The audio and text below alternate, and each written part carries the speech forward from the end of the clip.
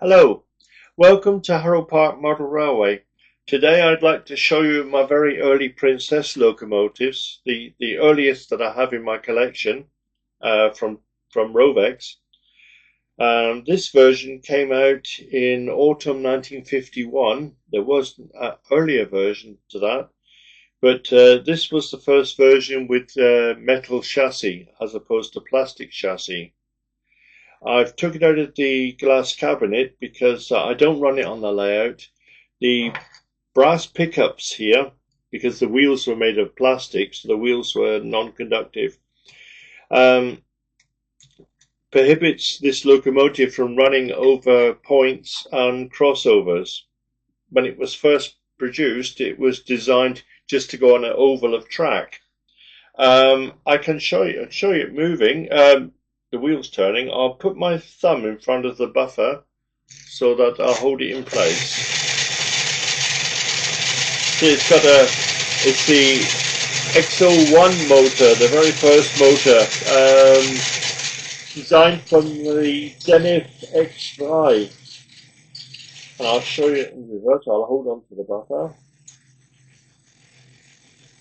This is my test track on the workbench.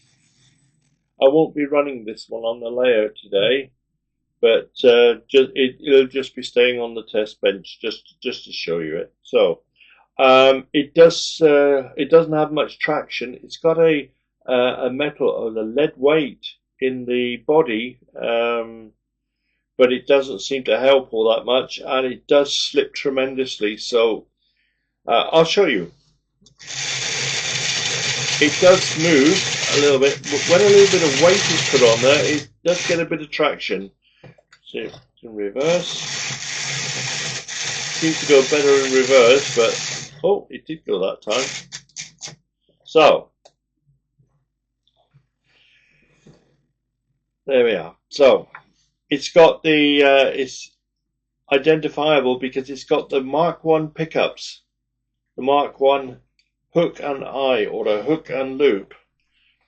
I'll show you the carriage. I've got the carriage here. The carriage, oh, it's badly warped because of the cellulose acetate.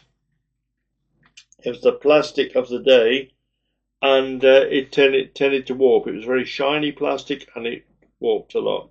Now, the hook and the eye just goes together quite easily. But the trouble is, it's not universal. That means that if I turn the carriage around,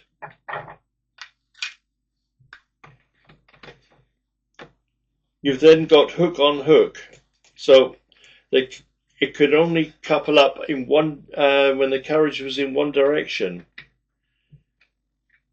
So the cellulose acetate that these products, Rovex and later Triang, were made from, suffered from warping, extreme warping, and these coaches are known as banana coaches because of the shape of the roofs. I've got a piece of cellulose acetate here in the form of a film strip.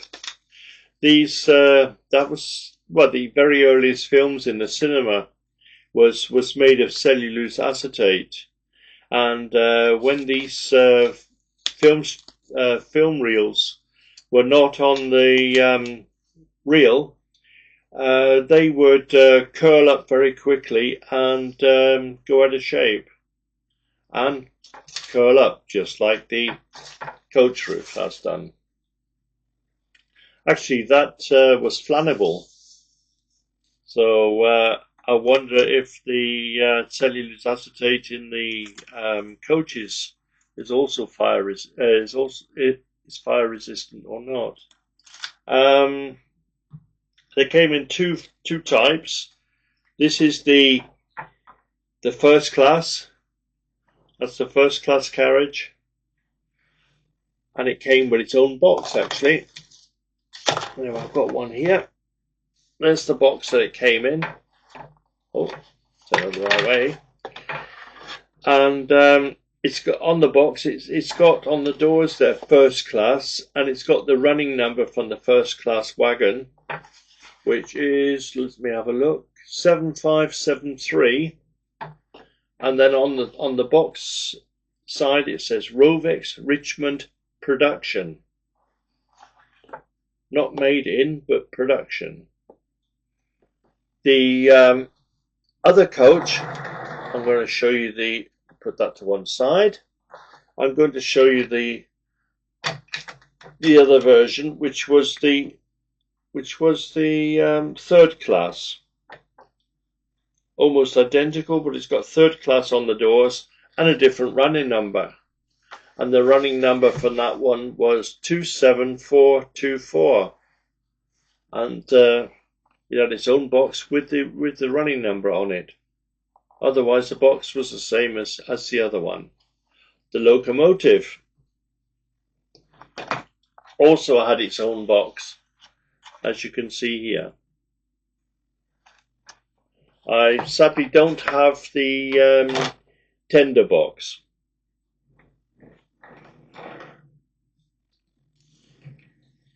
That was the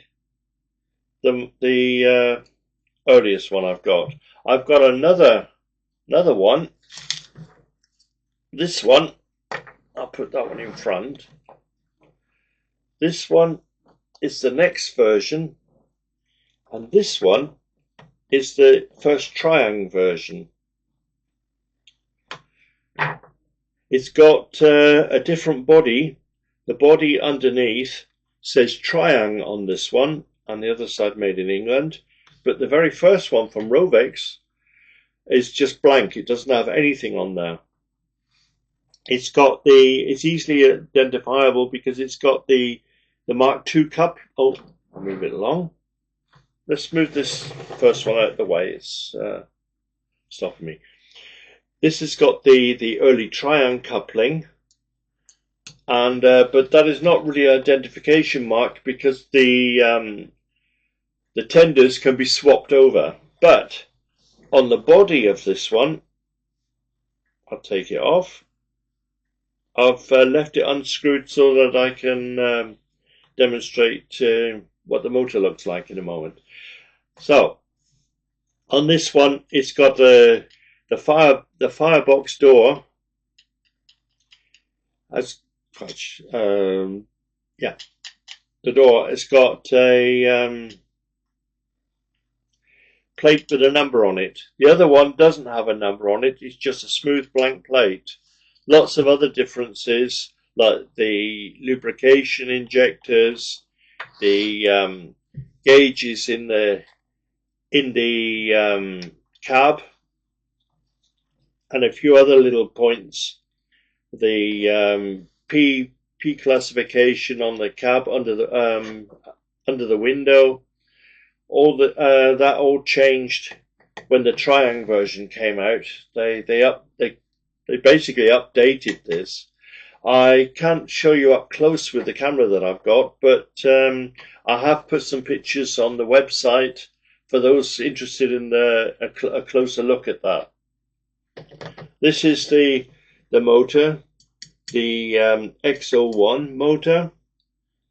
Very, very crude, very basic. Probably used for about the first 2 years of Rovex. And then the weight, which is like a series of plates bolted together between the frames.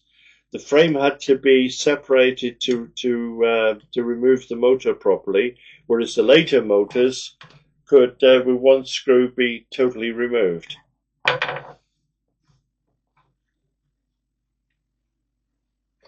This Triang version of the Plunger Princess, I'll just put the chassis, the body back onto the chassis.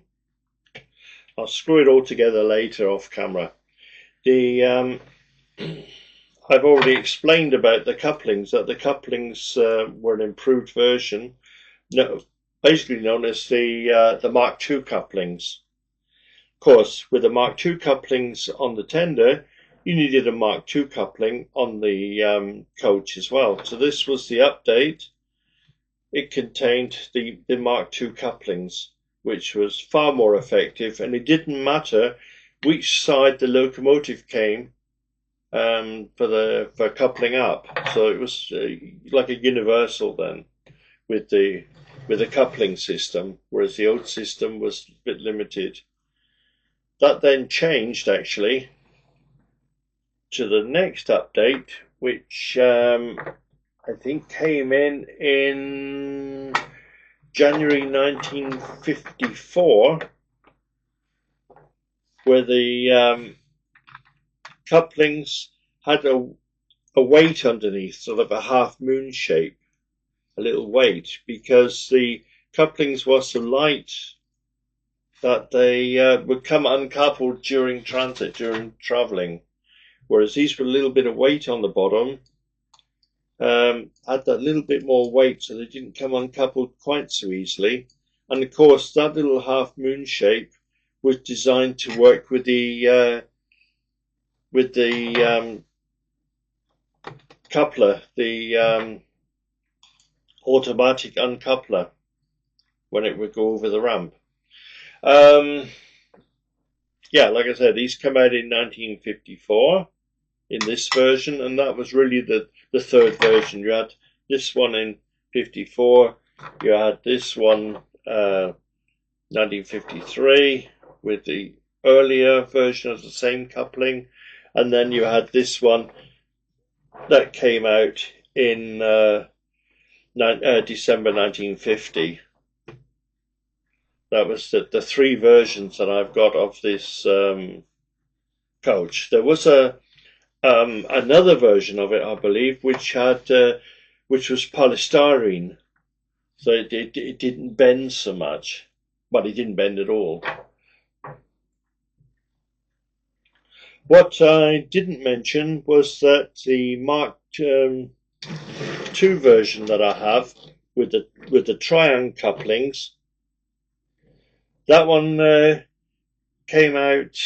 This one actually came out in May 52, because from May 52 they had underneath the triangle name. Whether the couplings came out at the same time as the triangle on the body shell, I really don't know. But the fact that triangle is written underneath on the mold, that shows me that this would have come out any time between May 52, would have been produced between May 52 and autumn 52. I say autumn 52 because that was when metal wheels came out and the plungers were done away with. So this one was produced in a time span of about, 6 months. The transition, really, from the early plunger Rovex to the Triang Princess Elizabeth that we all know from 1953. Okay. So, it is my intention, when I've done a quick description and introduction to a particular model, that I then take it to the from the workbench down to the layout and run it on the layout. But like I said, this one's an exception because I don't run this one on the layout. It stays behind glass, and I bought it in its condition it's in. It does slip tremendously, but I'm not going to add extra weight in there because it's really just a piece of history, and I just keep this behind glass just to look at, to see what they look like in the early days. Just to, one other thing I would like to say was, those of you who know me will know that I've lived in Germany for 40 years, and I do struggle sometimes talking English after that many years abroad. I'm trying not to talk German, but I hope you can understand me anyway. I do have here an issue of the Railway Modeler. This one is from March 1952. In fact, I've got all the back numbers and some of the magazines back to the 1930s. But in this particular one, March 52, was the very first time that Rovex models were mentioned. The where have we got? Yeah, trade window, page 70. Rovex was not mentioned in the early days of the railway modeler because they were considered toys, and model railways and toy railways were two totally different things, and the two just didn't meet at that time. Serious modelers would not look at toys, so I'm quite amazed that Rovex and the Plunger Princess got a mention in the full page mention in the trade window page. I'm reproducing this page as a download for ones who want to read the entire article, but I'll just read a very short part of it at the moment. A new addition to the range is the Rovex train set. This sells at a complete outfit at £3 9 and 6, comprising a Pacific locomotive whose design is based on the LMR Class 8 and bears the name Princess Elizabeth with the number 46201, an oval track and some foreshortened coaches. And then it goes on to say, as a toy, it is absolutely first class and will make a wonderful present to any boy interested in model railways. And then it goes into the details about the wheel sizes being wrong, about the type of motor, the frames, all that sort of thing. But you can read that for yourself if you want to download the article. But it does end with, altogether, the Rovex locomotive is excellent value for money, and even if the cost of a new set of wheels has been added, it represents a valuable addition to any freelance stud at a most modest sum. So I'll put that in on the site so you can look at that yourself if you want to read about it in more detail. So I'll say goodbye now, and thank you for looking at the website. Thank you very much.